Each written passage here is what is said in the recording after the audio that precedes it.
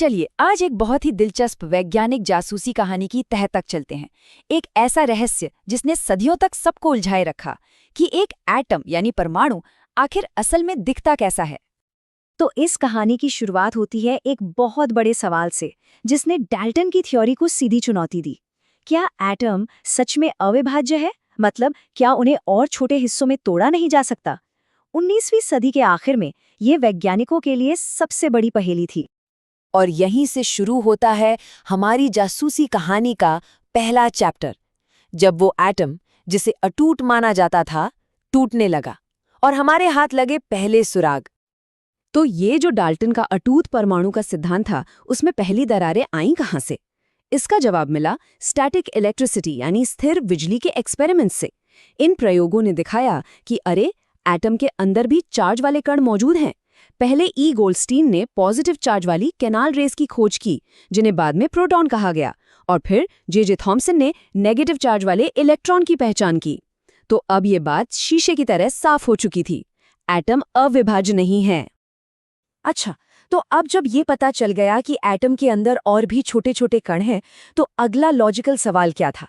यही कि वो एटम के अंदर व्यवस्थित कैसे हैं। और ये हमें ले आता है हमारी कहानी के दूसरे भाग पर, दो मॉडलों की एक कहानी। पहला मॉडल पेश किया जे थॉम्सन ने। इसे बड़े मजेदार नाम से जाना जाता है, प्लम पुडिंग मॉडल। थॉम्सन ने कल्पना की कि एटम पॉजिटिव चार्ज का एक गोला है और उसमें नेगेटिव इलेक्ट्रॉन्स ठीक वैसे ही धंसे हुए हैं जैसे किसी पुडिंग में सूखे मेवे, या फिर यूं समझिए जैसे एक तरबूज जिसका लाल वाला हिस्सा पॉजिटिव चार्ज है और उसके बीच नेगेटिव इलेक्ट्रॉन है। लेकिन एक और वैज्ञानिक थे, अर्नेस्ट रदरफोर्ड, जिनका आइडिया इससे बिल्कुल अलग था। देखिए, जहां थॉम्सन कह रहे थे कि पॉजिटिव चार्ज और एटम का वजन पूरे गोले में बराबर फैला हुआ है, वहीं रदरफोर्ड का मानना था कि नहीं, ये सब कुछ एक बहुत ही छोटी सी जगह, एक केंद्र में जमा है, जिसे उन्होंने न्यूक्लियस कहा। तो भाई, अब सही कौन था, थॉम्सन या रदरफोर्ड?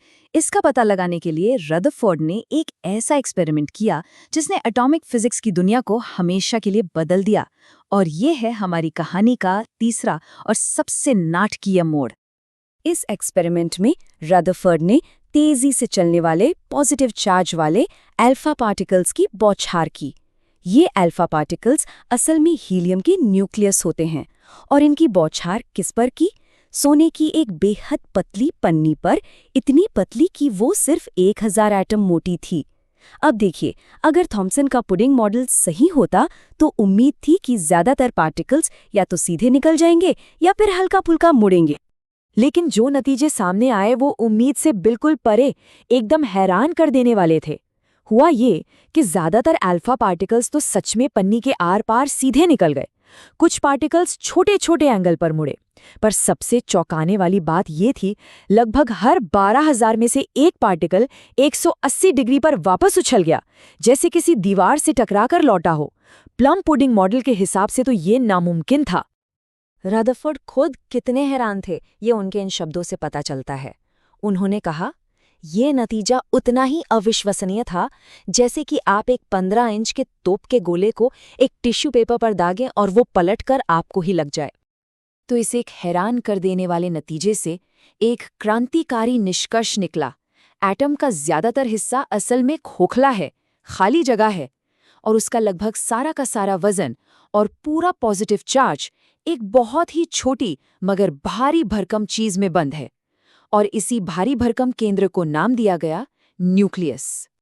रदरफोर्ड ने एटम का न्यूक्लियस तो खोज लिया था, पर उनके मॉडल में अभी भी एक बहुत बड़ी गड़बड़ थी।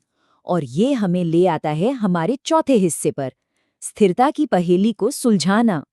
सवाल बहुत सीधा सा था। हम सब जानते हैं कि अपोजिट चार्ज एक दूसरे को खींचते हैं, तो फिर नेगेटिव चार्ज वाले इलेक्ट्रॉन पॉजिटिव चार्ज वाले न्यूक्लियस में जाकर गिर क्यों नहीं जाते? फिजिक्स के नियम तो यही कहते थे कि घूमता हुआ इलेक्ट्रॉन धीरे धीरे अपनी एनर्जी खो देगा और स्पाइरल बनाता हुआ न्यूक्लियस में समा जाएगा। अगर ऐसा होता तो एटम स्थिर ही नहीं रह पाते, पर हम जानते हैं कि एटम स्थिर होते हैं। तो गड़बड़ कहाँ थी? इस बहुत बड़ी पहेली को सुलझाया नील्स बोहर ने एक एकदम क्रांतिकारी आइडिया के साथ। उन्होंने कहा कि इलेक्ट्रॉन न्यूक्लियस के चारों ओर कहीं भी नहीं घूम सकते, वो सिर्फ कुछ खास फिक्स्ड ऑर्बिट्स या शेल्स में ही घूम सकते हैं, और जब तक वो अपनी इन स्पेशल ऑर्बिट्स में रहते हैं वो कोई एनर्जी नहीं खोते। लेकिन ठहरिए, कहानी का एक आखिरी किरदार अभी भी पर्दे के पीछे था। साल 1932 में जे चैडविक ने न्यूक्लियस के अंदर एक और कण खोज निकाला जिस पर कोई चार्ज नहीं था, न्यूट्रॉन। और इसके साथ ही एटम के 3 बुनियादी कणों की हमारी तस्वीर पूरी हो गई। न्यूक्लियस में प्रोटॉन और न्यूट्रॉन, और उनके चारों ओर चक्कर काटते इलेक्ट्रॉन। तो अब जब हमें एटम की पूरी संरचना पता चल चुकी है, तो चलिए अब ये समझते हैं कि आखिर यही संरचना किसी एलिमेंट को उसकी खास पहचान कैसे देती है। ये है हमारी कहानी का आखिरी पड़ाव। किसी भी एलिमेंट की सबसे खास पहचान होती है उसका एटॉमिक नंबर। ये कुछ और नहीं बल्कि उसके न्यूक्लियस में मौजूद प्रोटॉन्स की संख्या है। हाइड्रोजन के हर एटम में 1 प्रोटॉन होगा, हीलियम के हर एटम में 2। ये संख्या कभी नहीं बदलती। ये किसी एलिमेंट का यूनिक आइडेंटिटी कार्ड है। और एटम का लगभग पूरा का पूरा वजन यानी मास कहाँ होता है? उसके न्यूक्लियस में। तो मास नंबर होता है न्यूक्लियस के अंदर मौजूद प्रोटॉन्स और न्यूट्रॉन्स की कुल संख्या। इन दोनों कणों को मिलाकर न्यूक्लियॉन्स भी कहा जाता है। लेकिन क्या एक ही एलिमेंट के एटम्स अलग-अलग हो सकते हैं? जी हाँ, बिल्कुल हो सकते हैं, और इन्हें कहते हैं आइसोटोप्स।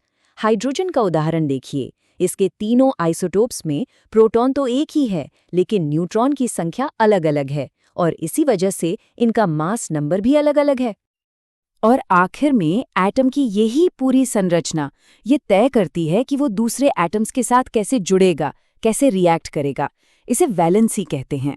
ये इस बात पर निर्भर करता है कि एटम के सबसे बाहरी शेल में कितने इलेक्ट्रॉन हैं, और वो अपना बाहरी शेल पूरा भरने के लिए यानी 8 इलेक्ट्रॉन्स का ऑक्टेट पूरा करने के लिए कितने इलेक्ट्रॉन ले या दे सकता है।